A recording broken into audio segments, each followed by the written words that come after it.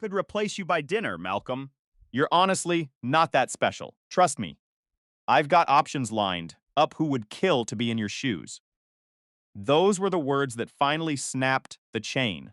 My girlfriend, Miranda, smirked as she delivered the line, her eyes glued to her phone screen as if I were nothing more than a malfunctioning app. She was ready to uninstall. She expected me to beg. She expected me to apologize for existing. Instead, I decided to help her test the theory.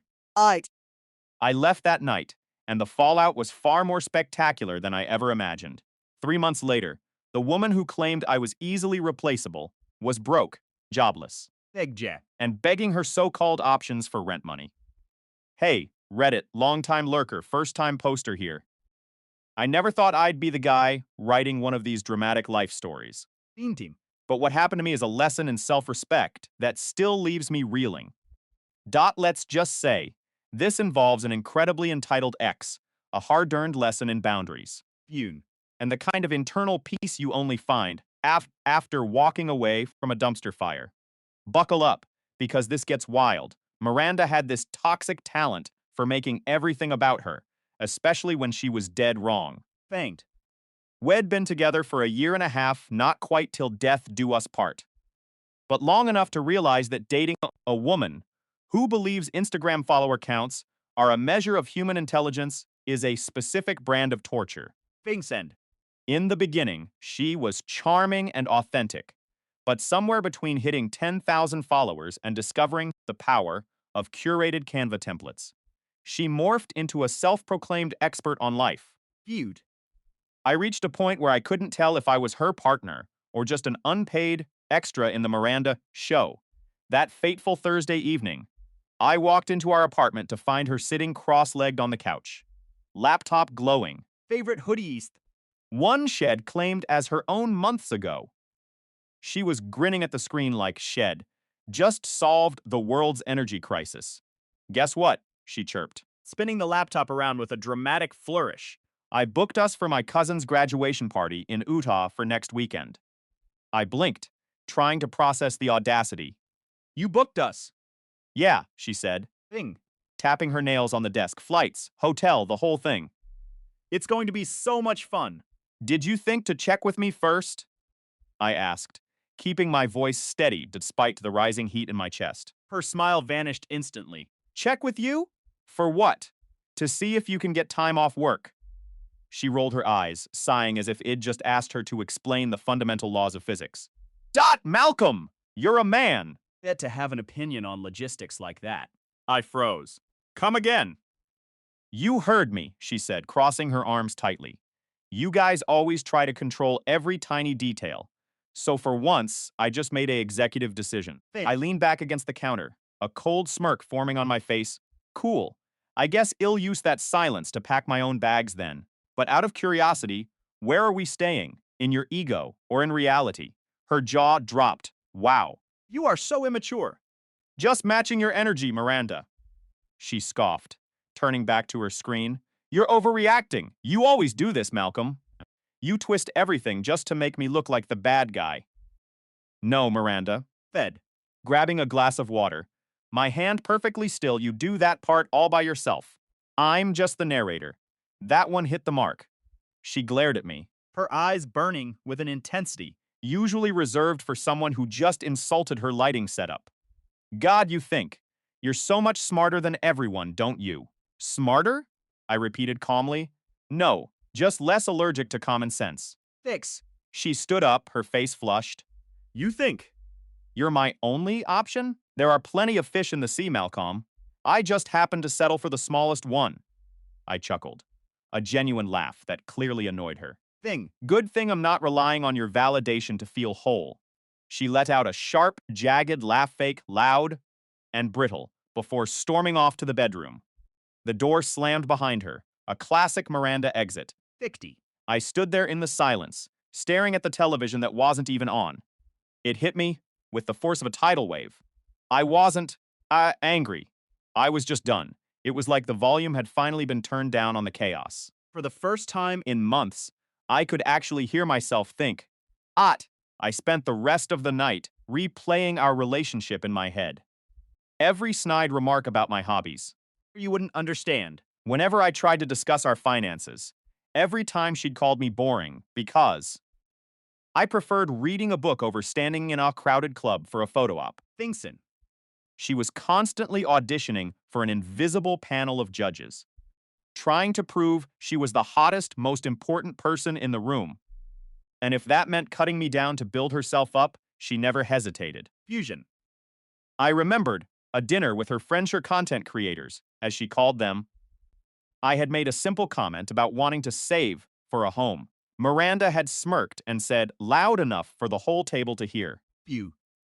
Malcolm thinks owning a house makes him superior. Isn't that cute? I remembered looking at her friends, then back at her. Yeah, I know, I'd said. I should have just bought followers instead. Way better investment. Friends laughed. But she didn't. That was the first time I saw that fake sparkle leave her eyes. Tonight felt the same. It was the moment someone realizes the mirror is no longer flattering them. Around midnight, she emerged from the bedroom, acting as if nothing had happened. So, are you still throwing your little tantrum? She asked, not even looking up from her phone. Nope, I said, finally checking my own notifications. For you, Tia. Nope, she let out a frustrated huff. You're impossible. And you're entitled, I countered, looking her dead in the eye. Guess we both have hobbies. She stomped back to the room, Things. muttering something about how fragile men are. I smiled to myself. I wasn't fragile. I was finally free. That night, lying in the dark, I realized a heavy truth. I wasn't in a relationship. Fact. I was running an expensive free daycare for a woman who thought self-awareness was an optional feature. And the worst part, I had let it happen. Not anymore. The next time she tried the "you're a man, you don't have a say" act Give her something real. to have an opinion about. My absence. When I woke up the next morning, she was already gone, likely at some overpriced coffee shop, editing videos and pretending to work. The apartment was deathly quiet. It was peaceful. And that peace hit me harder than any argument we'd ever had. I started listing the things I actually did for her in my head. Groceries, always me. Rent, Covered more than half. Bought. even though the lease was entirely in her name, Utilities. always on my card. Every time she'd bat her eyes and say, babe, can you spot me until next week? It really meant, Pay for it. because I bought designer shoes. But since the lease was in her name, thank God for that, leaving would be a breeze. No legal ties, no messy debates over who keeps the couch. She could have the apartment. He could also have the bills. I sat at my desk and pulled out a notepad, writing one line at the top. Operation Reality Check. Step 1, get out. Step 2, never look back. Beanpole. I spent the day moving my essentials into storage. I didn't take anything she claimed belonged to the aesthetic of the apartment. I only took what was mine. By the time she came home that evening, the place looked different. Jesus. But she was too busy checking her vanity metrics to notice the boxes hidden in the closet. Did you look at the hotel for the trip yet? She asked, dropping her purse on the counter. I walked toward the door, my keys in hand. Didn't, I said. And I'm moving out, Miranda. She laughed, a dismissive sound. Yeah, right. Where are you going to go? You have nowhere else. That's the thing, I said. Feeling the weight of the world lift from my shoulders. You told me I was replaceable. So I'm replacing myself. Her smile faltered. Don't be dramatic. You're just trying to get a reaction. No, I said, opening the door. Just taking your advice. Finding better options. She stood there, frozen, as the reality finally started to creep into her eyes. You're really leaving. I am. But who's going to pay the rent for next month? Thing. I didn't even turn back. Maybe one of your followers can help you with that. I walked out, and for the first time in years, the air outside felt clean. 3 months later, I got a call from an unknown number. Miranda. She sounded small, no, she sounded desperate. Malcolm, she whispered, I am in trouble. The landlord is evicting me, and the utilities are getting cut off. I thought you were just playing a game. Can you come back? I paused, looking at my current life-me, quiet, peaceful apartment. My savings growing, stress non-existent. I'm not playing, Miranda, I said, my voice calm and devoid of the old emotional weight. Just the math. What math? She sobbed. The math that showed me. I was paying for a life that didn't include me, I replied. But you're the one who said you loved me. I loved the version of you that I thought existed. Firmly. But the version of you that thinks people are disposable. I'm done with her. Please, just tell me what to do. Try getting a job, I said, closing the gap on the conversation. Fend. Maybe stop checking your follower count long enough to check your bank balance. I hung up. There was no grand revenge. There was no screaming match. There was just the cold, hard truth hitting her like a brick wall. I went to my kitchen. Made a coffee. And sat by the window. The justice wasn't in her. Failing, the justice was in my healing. I realized that the options she kept talking about were never for me. They were for her to use, feeble to discard, and to replace whenever she got bored. But she forgot one thing. When you treat people like they're replaceable, eventually, you realize that you're the one who is actually alone when the dust settles. I moved on. Figging. She learned the hard way that followers don't pay rent, and arrogance doesn't keep the lights on. My life is peaceful now. I don't have to apologize for my opinions. I don't have to subsidize someone else's vanity. And honestly, I've never been happier. Life is too short to be someone's placeholder. If you're in a situation where you feel like you're constantly shrinking just to fit into someone else's life, take this as your sign. Leave. pack your bags. Walk out the door and don't look back. The peace on the other side is worth every single step. The Miranda show is over, and I am finally starring in my own life again. Buckle up. Teach us. Because when you stop being a supporting character in someone else's drama, you finally get the chance to be the lead in your own story. And believe me, it's a much better plotline. The air in the apartment felt heavy, saturated with the scent of her expensive candles. And the lingering bitterness of our latest argument. We had just spent another hour bickering over furniture. The kind of trivial debate that had become our daily routine. He insisted she could keep the place. So I decided to let her have it, along with every single looming bill that came attached to it. I walked over to my desk, pulled out a notepad, and wrote 3 bold words at the very top. Operation Reality Check. Step 1 was simple. Get out. Step 2 was even better. Cut off all the freebies. Step 3 was the kicker.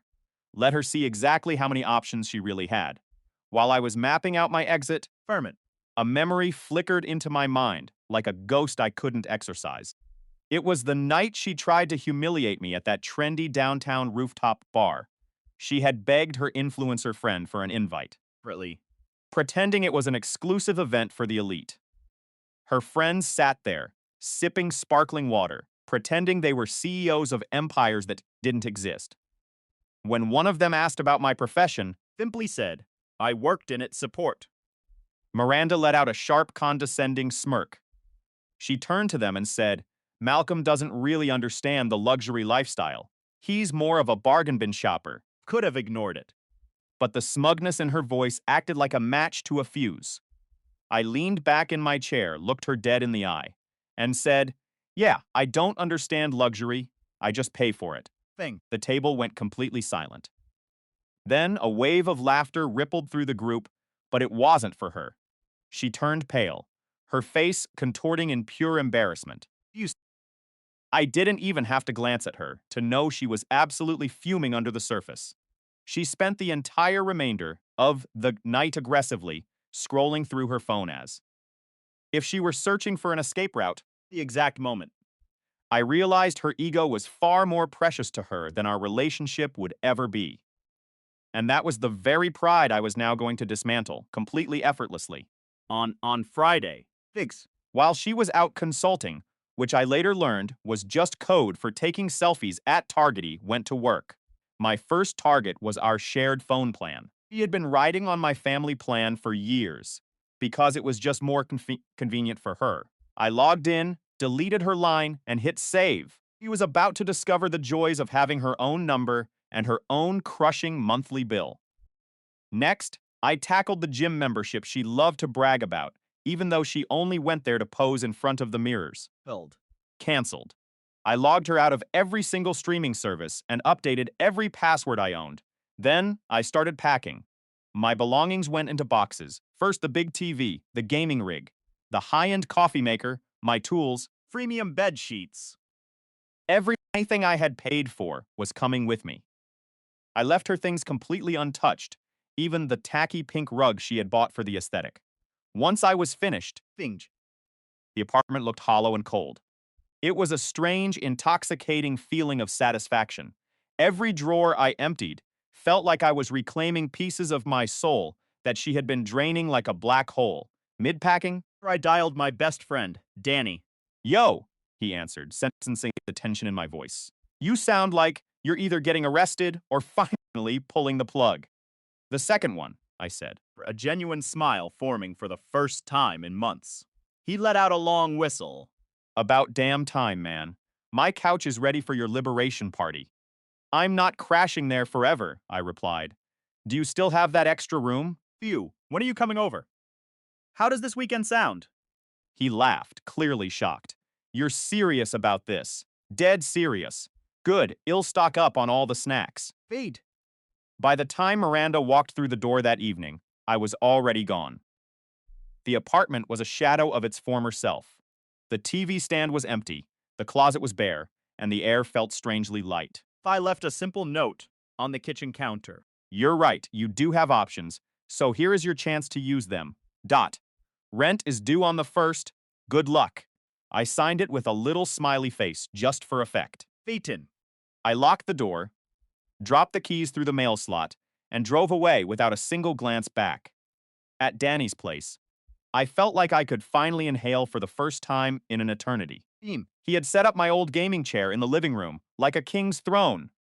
Welcome to the life of the free, he said, tossing me a soda. "To the end of influencer drama, and no more you don't get to have an opinion speeches," I said, Phasing.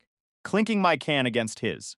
We played games until 2 in the morning, laughing as if the weight of the world had been lifted. For once, there was no voice screaming from the next room. "Malcolm, can you do this for me?" Silence wasn't empty. It was earned. As I laid on Danny's couch later that night, I instinctively checked Miranda's Instagram. But she had just posted a story of her dinner with the caption, "Queens don't need permission." I let out a loud laugh. Yeah, queens don't need permission, they just need rent money. The next morning, my phone was a graveyard of notifications. 22 missed calls, 17 texts, and 3 frantic voicemails. Found a way to reach me. Even without the phone plan. Malcolm. "This isn't funny," she hissed in one of the messages. "Why is the apartment empty? Where are you? Be an adult and stop this nonsense." Thing. The irony was so thick, I nearly choked on my breakfast. I turned the phone face down and returned to my meal. The serenity in Danny's apartment was absolutely divine. By 10 in the morning, the cycle of calls resumed. First voicemail was her sobbing. The second was her screaming at the top of her lungs. The third was a chaotic blend of both.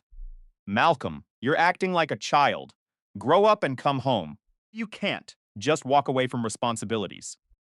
Responsibilities. She had the audacity to use that word, as if she had ever taken responsibility for anything in her life. I silenced every single notification. Dinged. Danny sat on the couch next to me, scrolling through his own feed. "She is going to light up your phone for at least 3 days," he mumbled. "Then she'll pivot to the I miss you texts. It's the classic cycle." For enjoy the silence. "She never gave me," I replied, smirking.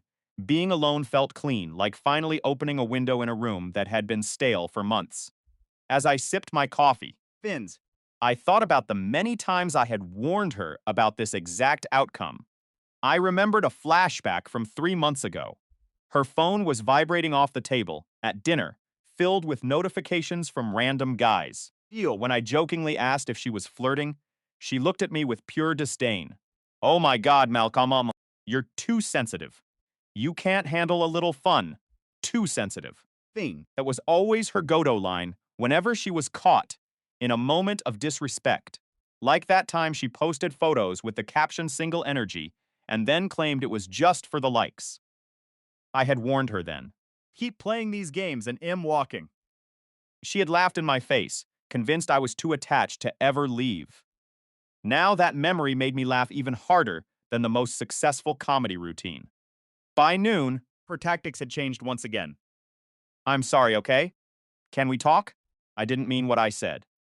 You know I love you. Why would you do this? I didn't offer a single reply. Instead, I did something I hadn't touched in over a year. Finzer. I wasn't looking for a replacement, and I certainly wasn't looking for love. I just wanted to see what life looked like on the other side. I swiped through a few profiles, feeling a strange sense of liberation, Fixed. a reminder that my world was no longer dictated by her narrow expectations. Later that afternoon, a notification popped up. It was from a mutual friend asking, If I was okay. because Miranda was posting all over social media about how I had abandoned her. I didn't need to explain myself. The truth was, I hadn't abandoned her. I had simply stopped financing her delusion. Views mid. I realized then that she didn't miss me. She missed the security, the support, the errands, and the silent bank account I provided. Indisfeep. She was a queen who had just realized her kingdom was built on the back of someone who was no longer willing to carry it. I closed the app and looked out at the street. The sun was shining, and for the first time in years, Future. Didn't feel like a chore. I picked up my phone and finally typed a single message back to her. The apartment is empty because I took the furniture I paid for. I left the bills behind because those are yours to keep. Finding. Your next luxury donor. I didn't wait for a response. I blocked her number, deleted the thread, and set my phone aside. The screen went black, and with it, the chapter finally closed. Hugh took a deep breath, looked over at Danny, and nodded. So, he said with a grin, what are we doing today? Anything, I replied. Absolutely anything I want. The justice I felt wasn't a loud, aggressive shout. It was the quiet, Steady hum of reclaiming my own life. Piece by piece. Miranda was now facing a reality check she couldn't filter, crop, or delete. She would have to deal with her own choices, pay her own bills, and face the silence. He had always been so desperate to run from. As the afternoon sun cast long shadows across the room, I realized that the best revenge wasn't making her suffer. The best revenge was moving on and being completely. In fact, unapologetically happy without her. I leaned back in the gaming chair, feeling the weightless freedom of being myself again. No more expectations, no more justifications, and definitely no more fake luxuries. I was finally, Truly back. the silence in the apartment was deafening, yet it was the most beautiful sound I had heard in 3 years. I stood in the center of the living room, a single duffel bag at my feet, watching the dust motes dance in the afternoon light. For so long, this space had been a pressure cooker of criticism, demands, and the constant crushing weight of Miranda's ego. Now it was just empty. And for the first time, Finally breathe. my name is Malcolm, and for the better part of 3 years, I had been the silent, invisible partner in a relationship that functioned more like a high-stakes hostage negotiation. Miranda Me X Full this morning. was a master of the everything is your fault narrative. If the rent was late, it was my lack of ambition. If she didn't like her job, it was my inability to provide the lifestyle she deserved. Friends. Then there was Danny, my best friend since college, who had watched my slow erosion from the sidelines with a mix of pity and suppressed rage. He was the one who helped me pack while Miranda was out brunching with her squad. You sure about this, man? Danny asked, leaning against the doorframe, checking his watch. Sure, I replied, my voice steady, for the first time in months. She's going to flip when she realizes. You're not just at the grocery store. Eat. I looked at the empty space where our shared life used to be and felt a strange, cold clarity. Let her, I said. The catalyst had been a casual remark made over cold coffee that morning. Miranda had looked at me, For eyes. devoid of anything resembling affection, and stated, You're lucky I'm with you, Malcolm. You're not exactly my only option, and you should remember that every single day. The realization hit me not like a wave, Few debt. but like a sudden crystalline drop in temperature. She didn't love me. She kept me as a placeholder, a trophy that needed regular polishing. I didn't argue. I didn't defend myself. I simply stood up, went to the bedroom. Started packing. When she walked through the door later, expecting a groveling apology for some perceived slight, she found a half-empty closet and a man who was already checked out. "Where do you think you're going?" he demanded. Her voice rising in that shrill register. "I'm leaving," I said, my tone as flat as a dial tone. "You're nothing without me," she hissed, her face contorting into a mask of pure indignation. I didn't reply. Vid something. I hadn't done in over a year. I opened Tinder. Not because I was looking for anyone, but because I needed to see what normal people looked like again. Fact. Danny peeked over my shoulder and let out a low whistle. "Oh no, my boy is back on the market. Women of the world, be afraid." "Relax," I said, scrolling past profiles, just browsing. Within an hour, I had 5 matches. That. 2 of them were complete strangers, but the other 3, familiar faces. One was Kendra, who used to sit at our table during Miranda's exclusive brunch sessions. Another was Tasha. For days leaving comments like your goals, girl. Under Miranda's filtered photos. I didn't message them. I didn't have to. Word travels fast in the shallow waters of their social circle. By that evening, Fed. Danny showed me a screenshot someone had forwarded to him. Miranda had posted an Instagram story. "Some people move on fast. Shows who they really were all along." I laughed so hard I nearly dropped my phone. Fast? I mused. Been 24 hours. "Bro, in her world, that's like betrayal level speed," Danny said, grinning. An hour later, my phone buzzed with an unknown number. I picked up. Malcolm. It was Jade, Miranda's few friends.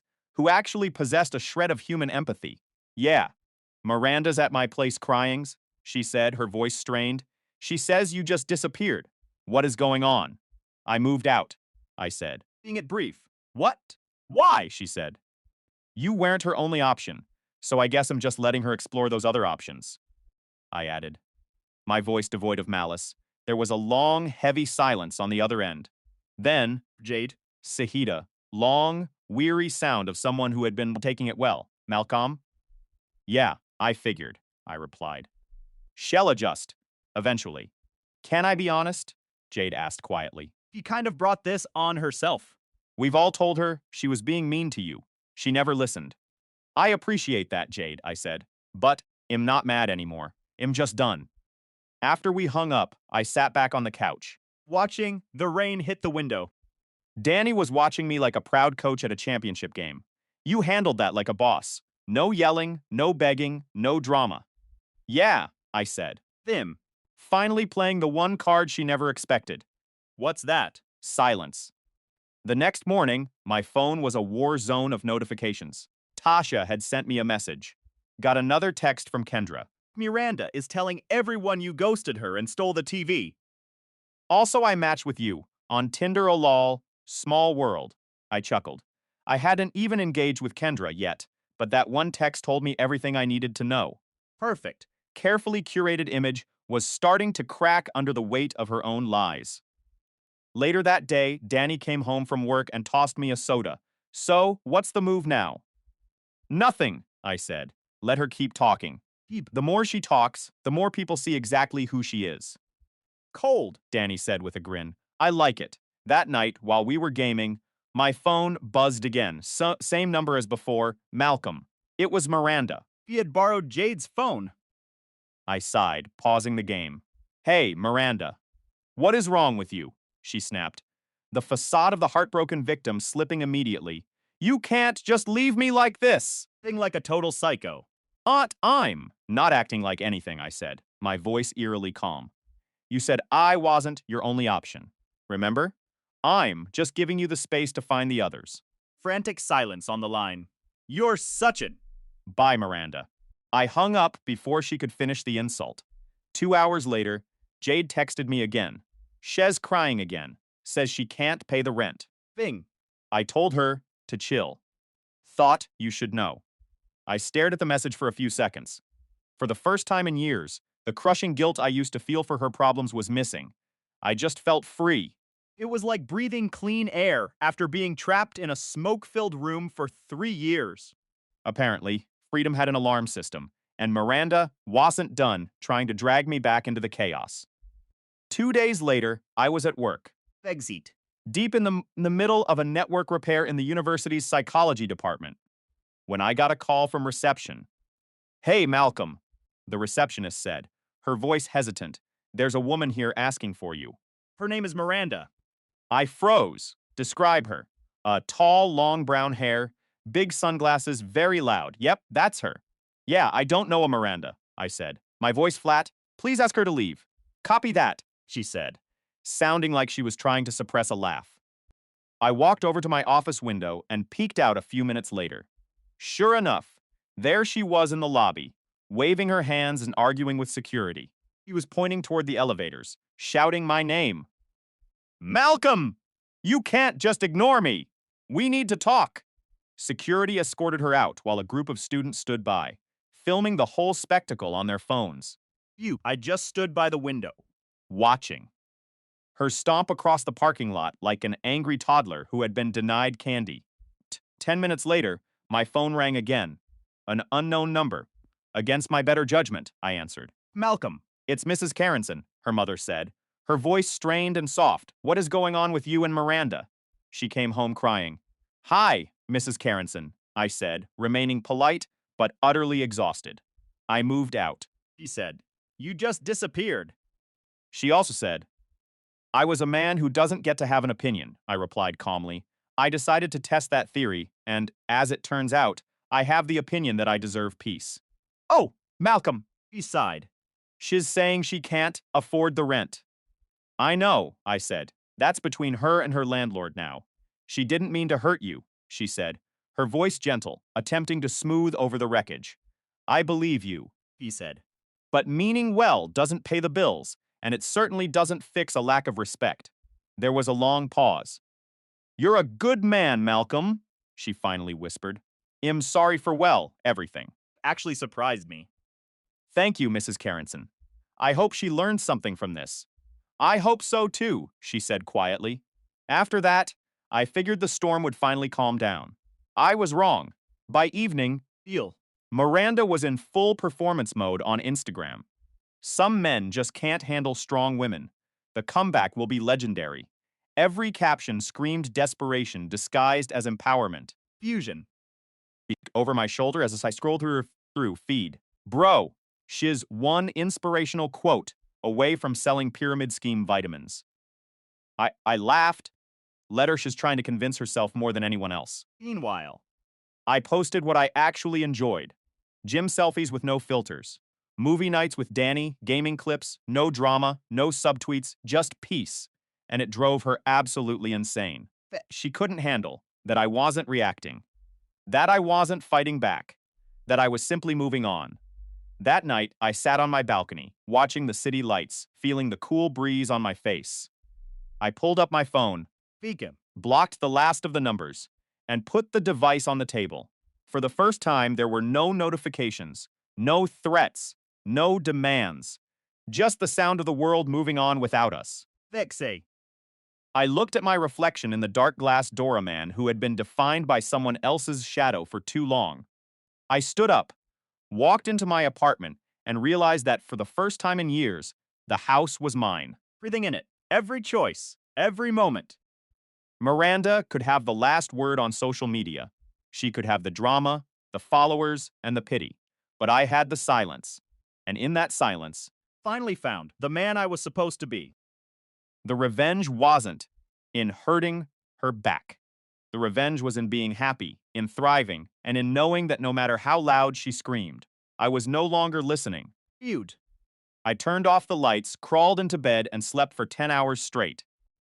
When I woke up, the sun was shining, and I didn't reach for my phone to check if she had called.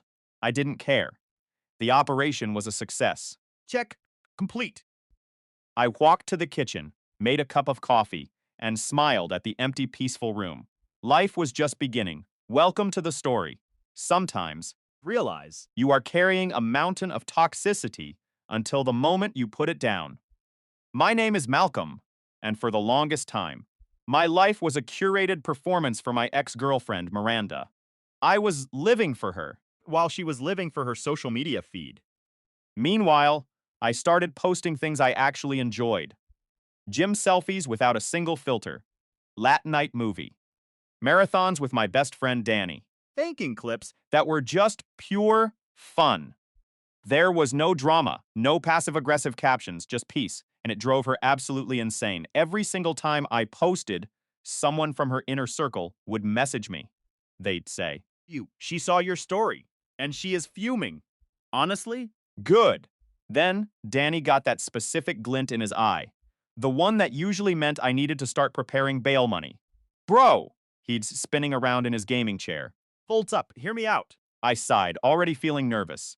I'm making a Tinder profile, he declared. A fake one, just to mess with her. I shook my head. Danny, don't. No, listen to me, he insisted. She wants options? Give her one. Before I could stop him, he was already typing away. A new profile, new photos. He used some random stock photo guy wearing sunglasses. He set the name to Randy, age 29. The bio read, entrepreneur, Travel and confident women. perfect, he said with a smirk. Exactly her bait. Within an hour, Randy matched with Miranda. He showed me his phone like a proud scientist revealing a new species. Boom, he whispered. She swiped right. No way, I said, leaning closer to the screen. Already. Oh yeah, he laughed. She even messaged first. He read it aloud. Hey, handsome, you look familiar. We both burst into uncontrollable laughter. Danny started chatting with her as Randy. They talked for 2 days straight. She flirted non-stop, dropping subtle hints about how she had finally moved on from a toxic ex. Then, he sent a message that made me laugh so hard I dropped my controller. Already found my replacement, she wrote. Of course, she had sent the exact same text to me, like clockwork. I didn't even bother to reply. Danny just grinned. Hook and delusional sinker. They planned a date for Saturday at 7 p.m. A fancy's outdoor restaurant downtown. When the time came, Danny sat in his car across the street. Sipping a soda like it was popcorn at a movie. He watched her arrive. High heels, a bright dress, perfectly styled hair. She was scanning every single guy who walked past. At 7:20, she texted Randy, "Hey, I'm here." For two. Danny typed back, "Saw you from a distance. Didn't expect you to look so different in real life." Ill pass. A few seconds later, her body language changed completely. She froze. She reread the message. Face crumpled. She started pacing, muttering to herself, then shouting. She yelled something like, Are you kidding me?" And threw her napkin on the ground. People were staring. The waiter tried to calm her down, He just stormed out. crying and knocking over a chair on her way to the exit. Danny filmed the whole thing from across the street, laughing so hard the camera shook. He sent the video to me with the caption. Messes with my best friend. When I saw it, I laughed until my stomach hurt. Bro, I gasped between breaths. You're insane, he grinned. Nah, I'm just loyal. The next day, Miranda posted another story.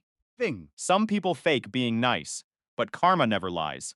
I just smiled at my phone. Karma didn't lie. It just happened to have Danny's sense of humor. That night, sitting on the couch with a beer in hand, Felt lighter than I had in years. it wasn't because she was embarrassed. It wasn't because I'd won. It was because for the first time, I genuinely didn't care what she did next.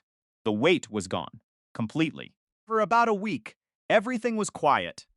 Too quiet, which with Miranda meant she was planning something. Sure enough, one morning I woke up to Danny standing in my doorway, holding his phone like it was radioactive. Bro, He said, "You might want to see this." I took it from him. There it was.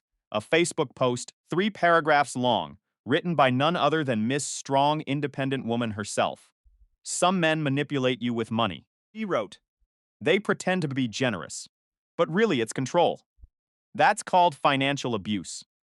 I lost everything because I trusted the wrong person. She'd even attached a photo of herself, looking sad on her couch. for I laughed out loud. Financial abuse. She didn't even pay for her own Hulu subscription. Danny snorted. Bro, she couldn't abuse a free trial. For a minute, I actually wondered if people would buy her story. This is the same woman who once made an Instagram reel bragging about how her girlfriend spoils her because she deserves it. Sure enough, by noon, her old posts started resurfacing. Screenshots were everywhere. People commented things like, "Didn't you say he paid for everything because you manifested a provider? Girl, you called him your ATM 3 months ago." It was beautiful. Fiction. Watching her trip over her own lies in real time was like free entertainment. But Miranda wasn't done embarrassing herself just yet. The next weekend, one of our mutual friends, Lila, hosted a small get-together. I didn't plan to go. But Danny insisted, "Come on, man, she's not going to show. Plus, there's wings." He said the word wings like it was a peace treaty. So I went, big mistake, well, an entertaining mistake. Full way through the night, the door slammed open, and in she walked. Miranda.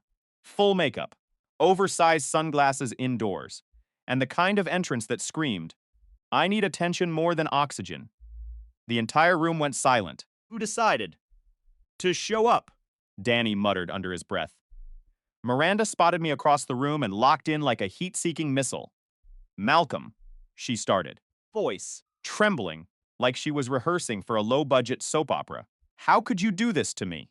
I didn't even look up from my plate." "Do what exactly?" "You ruined my reputation," she yelled. Everyone's talking about me like I'm some gold digger. Danny coughed. "Wonder why?" She spun toward him, furious.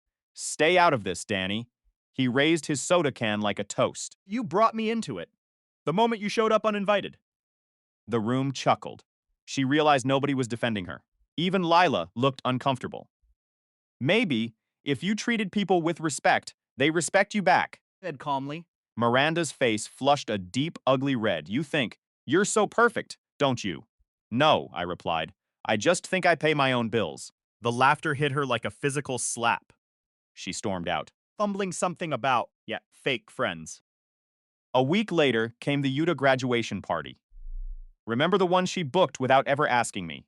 Well, she went alone, and I spent that weekend exactly where I wanted to be. Peaceful, free, and finally, truly happy. Justice isn't always a courtroom. Sometimes it's just watching someone run out of lies.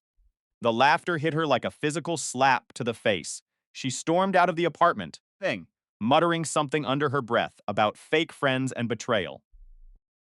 I watched the door slam shut and felt a weight lift off my chest that I hadn't realized I was carrying for years. I didn't know it then. That was the first crack. In the foundation of her perfectly curated artificial life. A week later, the Yuta graduation party was supposed to be her big moment. She had booked the tickets without asking me. Fully expecting me to pay for everything.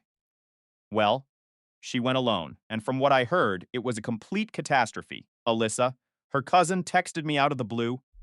"Hey, Malcolm, just curious." Yeah, and Miranda still together? She told everyone you were flying into Uda this weekend. I didn't hesitate. Nope, haven't been together for weeks. Within hours, the family group chat exploded. Faint. Miranda had been bragging for days about her perfect relationship, even claiming I had paid for a luxury hotel suite. Turns out, she never booked a room. She had planned to crash with relatives and lie. Pretending. I was running late from work. Dot. Alyssa exposed her lies, boss, right in the middle of the party. Ewan. I heard later that Miranda ended up sobbing in the bathroom while her aunt read her the riot act for humiliating the entire family. But somehow, even that wasn't rock bottom. 10 days later, I was in line at a local cafe. Scrolling through my phone. Waiting for my black coffee. I heard a voice behind me, sharp, ragged, and impatient. "Malcolm." I turned around. It was her. She looked tired. Puffy eyes, hair unwashed, that fake. Polished confidence finally fading. "Miranda," I said, keeping my tone neutral. "We need to talk," she demanded. "No, we don't." "Yes, we do," she snapped, her eyes darting around the shop, noticing the people nearby. "Actually," Should just say it here. before I could walk away, she raised her voice. "I'm pregnant." The cafe went dead silent, every head turned. I blinked, genuinely confused. "Okay." She put a hand dramatically over her stomach. You looking like she was auditioning for a low-budget soap opera. "It's yours." I couldn't help it. I laughed. It wasn't a mean laugh, it was just the sheer absurdity of the lie. "Miranda." We haven't slept together in over 2 months. She hesitated, her eyes flickering. I have late cycles." "Yeah?" I said. leaning closer, my voice low and steady. Then go to the bathroom, because you're not pregnant. Bloated. The barista snorted, and someone near the counter laughed out loud. Miranda's face turned deep crimson. You're disgusting, she hissed. And you're delusional, I replied calmly. Now, if you'll excuse me, Fusey. I have a latte waiting. I picked up my drink, nodded to the barista, and walked past her like she was a ghost. As I left, I heard her scream something about regretting this, followed by more laughter from the customers. Second. Second, twist the GoFundMe. Danny, my brother, called me the moment I reached the parking lot. Bro, did she really just fake a pregnancy in public? Yep, I said, sipping my coffee, and I told her to use the restroom. He was laughing so hard he had to hang up. That night, a screenshot landed in my inbox. Miranda's latest Instagram story was gone, and her entire account had gone private. The meltdown was complete, but apparently, Humiliation didn't cure her level of delusion. 2 days later, Miranda decided her next big move was to start a GoFundMe. The title read, Survivor of Financial Abuse Needs Help Rebuilding Life. Her goal was $10,000. Vic. I was trapped in a controlling relationship where everything I owned was taken from me. Please help me get back on my feet. Every dollar helps. Even added a crying selfie for effect.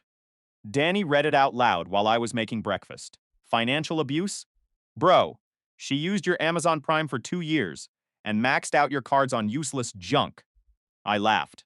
Shaking my head. She's not rebuilding her life, Danny. She's rebuilding her Starbucks budget. By day 2, the GoFundMe had a whopping 73. And that was from her mom. The comments were brutal. Girl, maybe get a real job. Puke, so he paid your bills, and that's abuse now. This is embarrassing. Delete this. She did. By the end of the week, the campaign was gone.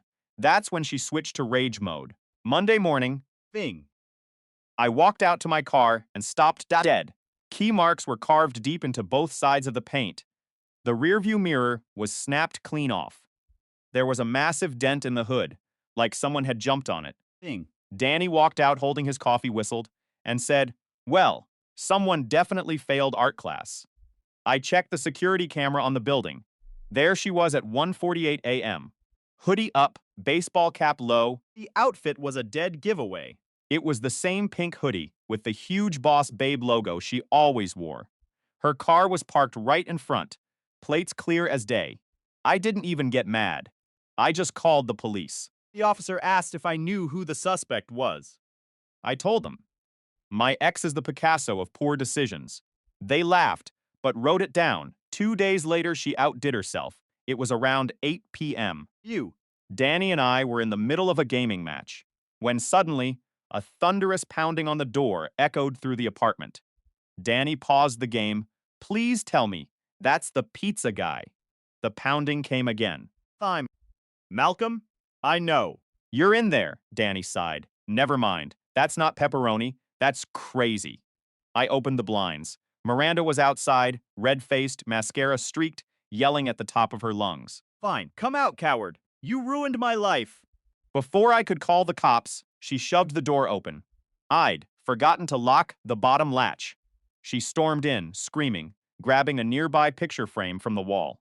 One of Danny's original paintings. A simple abstract pose, but it was his favorite. She hurled it against the wall, glass shattered everywhere. Danny froze, eyes wide. Oh, man, he said, his voice flat. Favorite painting. Miranda spun toward him. Shut up. Then she grabbed one of the jagged glass shards from the floor, turned back to me, and pointed it like a knife. You don't get to ignore me. Fit. Danny's voice dropped its usual sarcasm. Put that down, Miranda. She took a step closer, her eyes wild. You destroyed my life.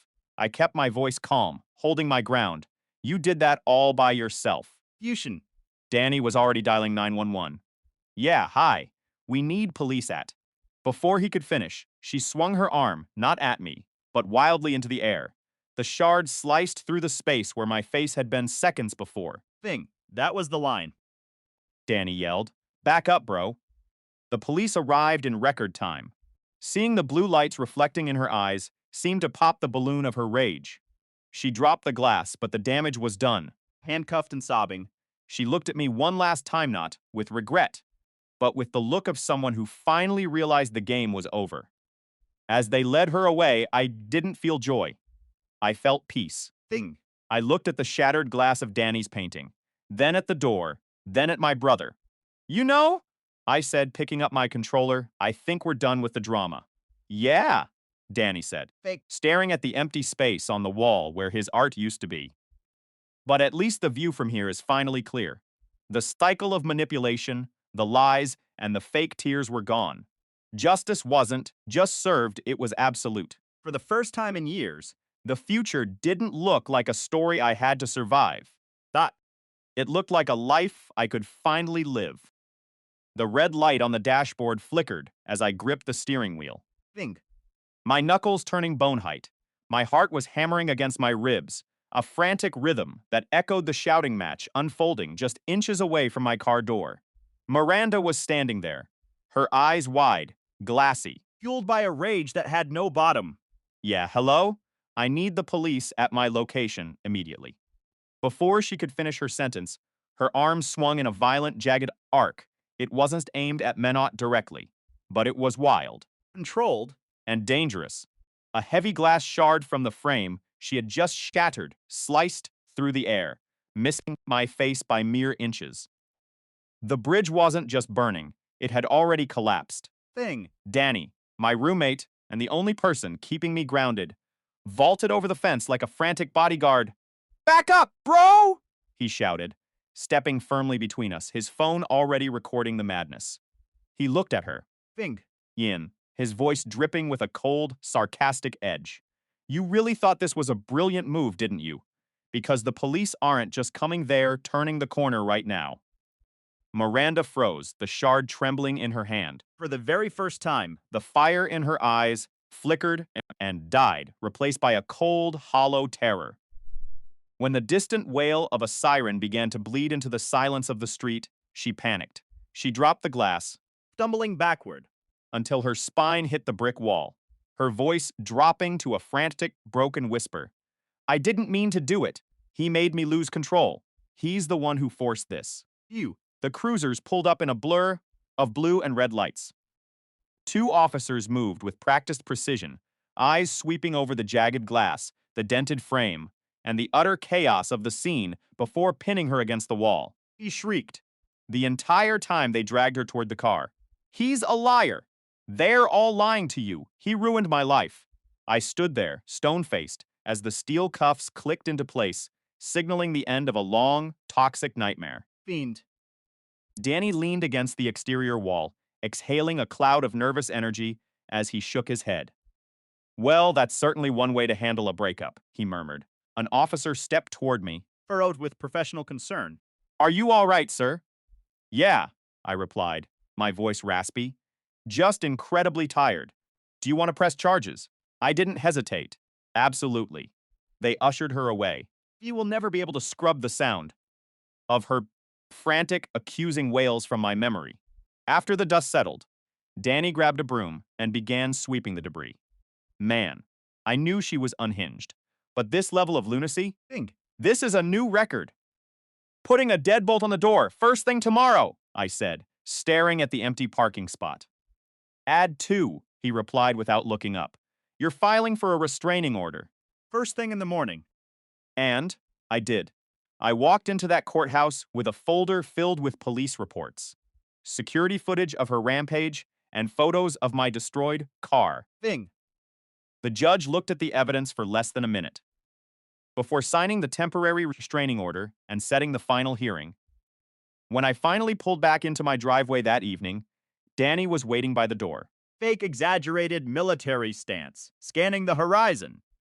Sir, he said, his voice dropping into a comedic, gruff tone, the perimeter is clear. 0 reports of ex-girlfriend activity in this sector. Couldn't help it. I let out a genuine weary chuckle. Appreciate the security detail, soldier. It's part of the premium roommate package, he grinned.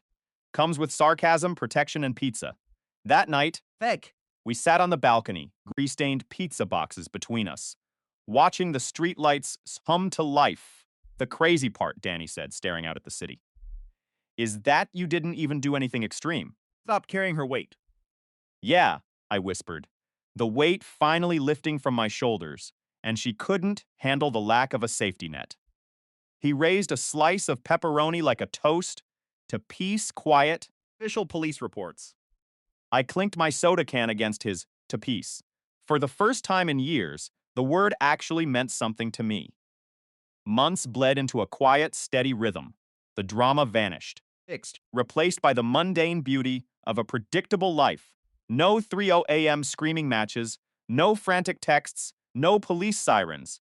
I started waking up early, hitting the gym before the world woke up, 50. and coming home to an apartment that didn't feel like a war zone. Even my career caught the momentum. Free from the mental exhaustion of babysitting a grown woman, my focus sharpened. Finks. I solved a network issue that had been crippling our IT department for weeks. My boss pulled me into his office on a Tuesday. Malcolm, you've been on fire lately. Let's talk about that promotion. Human. That was the day the realization hit. May had wasted years of my life acting as a life raft for someone who was determined to sink. Danny had transformed the apartment into what he called the Bachelor Palace. Sanctuary. Of high-end gaming setups, booming surround sound, and a mini fridge stocked only with energy drinks. No useless throw pillows.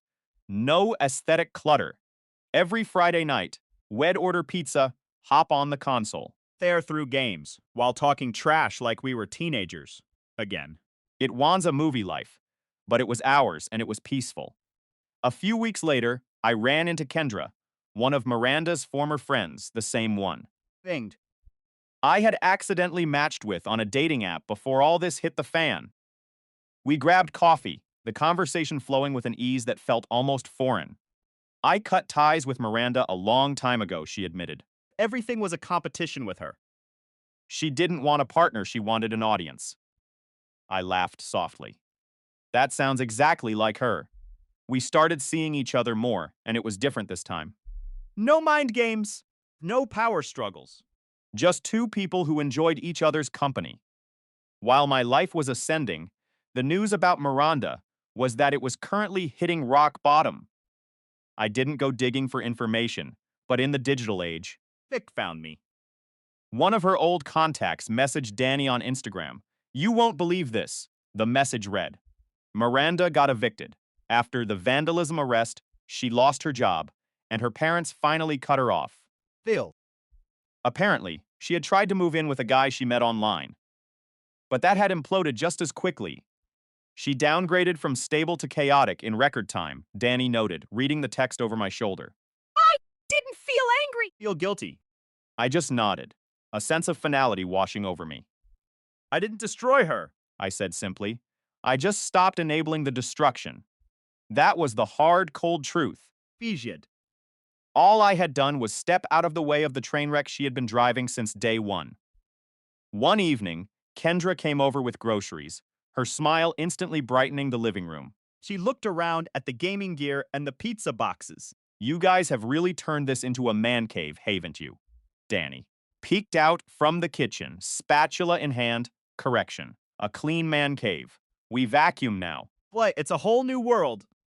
She laughed, a sound that felt like home. We spent the night cooking, playing music, and laughing until our sides ached. There was no hidden agenda, no walking on eggshells. After Kendra left, Danny and I sat on the balcony again, the city lights shimmering like distant embers.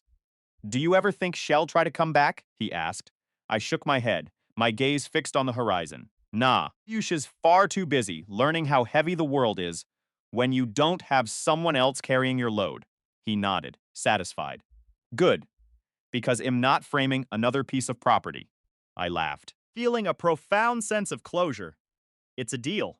We sat in the silence for a long time, the cool night air feeling clean against my skin. You know what the irony is? I asked suddenly. The best revenge wasn't the police reports or the lawyers. What was it then? Danny asked. Just stopping, I said. Stopping the arguments, stopping the apologies, stopping the delusion that she was ever going to change. Danny smirked, leaning back in his chair. Basically, you retired from being a fool. Exactly. That night, I went to sleep with a calm heart, finally understanding the truth of the world. Peace isn't just the absence of war. It is the sweetest kind of victory. The silence in the kitchen wasn't peaceful. It was suffocating. I stood there, staring at the stack of unpaid utility bills, while Danny sat on the couch, laughing at some random video on his phone. He called himself a professional gamer, but he hadn't contributed a single dollar to the rent in 6 months. My name is Miranda, and for years, I played the role of the martyr. Fusion. I thought if I just worked harder, if I just loved him more, he would have to see Chisley wake up and see the woman standing right in front of him. But that Thursday changed everything. I came home early from the office. Feels clicking against the hardwood floor like a countdown clock. The door was unlocked, but I didn't walk in immediately. I heard voices. "She's just a bank account," a woman's voice whispered, followed by Danny's smug, Familiar laugh. "She's a placeholder until I find someone with a bigger inheritance," Danny replied, his tone cold and detached. My heart didn't break, it hardened. It felt like the air in the hallway turned into ice. Thing. I didn't storm in like a scorned woman. I didn't yell. I just stood there, clutching my purse, realizing that my entire reality was a lie. I walked back to the car and sat in the dark for 3 hours. Was the first turning point. The realization that I wasn't just being used, I was being mocked. Operation Reality Check had officially begun. I went home the next day and acted as if everything was normal. I even made dinner. Danny ate it without a word of thanks, eyes glued to his gaming monitor. "Babe," he muttered without looking at me, "did you pay the Amazon Prime subscription yet? It's buffering." Fijid. I looked at the back of his head and felt a strange sense of detachment. "I'll handle it," I said, my voice steady. But I wasn't paying for his entertainment anymore. I was paying for my freedom. Over the next month, Finn. I became a ghost in my own house. I opened a secret bank account, far away from the one he had access to. I moved my important documents to a safety deposit box. Every time he asked for money, I gave him a small amount. Enough to keep him comfortable and unsuspecting. The second shift happened when he brought Tasha over while I was at the gym. He thought I wouldn't know. Few seen. But he forgot that I had installed a security camera in the living room for package delivery safety.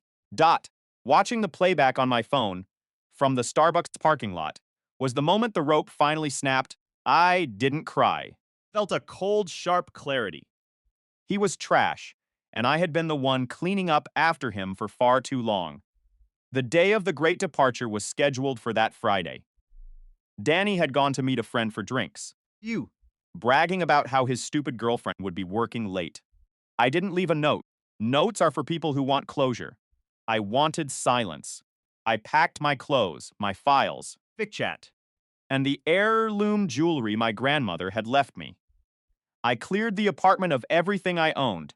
I left the rent money for the current month in an envelope on the table, Thinked. along with a printed copy of his bank transactions from the last 3 months, the ones showing. His professional gaming was just a front for gambling. I left the key on top of the stack.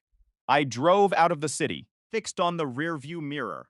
watching the life I used to love fade into a tiny, insignificant dot. 6 months later, I was in a new city, thriving in a promotion. Roast. I never could have chased if I was still dragging Danny's dead weight around. Then came the message. It was from an unknown number. "Hey, Miranda, they're not going well. I miss you. Can we talk?" I laughed. Easmill. It was a hollow, genuine sound. He didn't miss me. He missed utilities, the rent, and the security. I didn't reply. I just blocked the number. The final twist came a week later, Feed. when I heard from a mutual friend that Danny had been evicted and was back living with his parents. He had tried to reach out, telling everyone I had abandoned him. But the truth had already spread. I wasn't a victim anymore. Oh! I was a survivor who had regained my territory. Peace isn't just the absence of conflict. Peace is the absolute refusal to let someone else dictate your worth. Fend. When you stop saving people from the consequences of their own choices, you finally start living your own life. I never looked back. I never regretted the silence. I walked away, and for the first time in years, the silence sounded like freedom. If you're hooked on this story, smash that hype button. It tells YouTube this video deserves to be seen, and it keeps even crazier stories coming your way.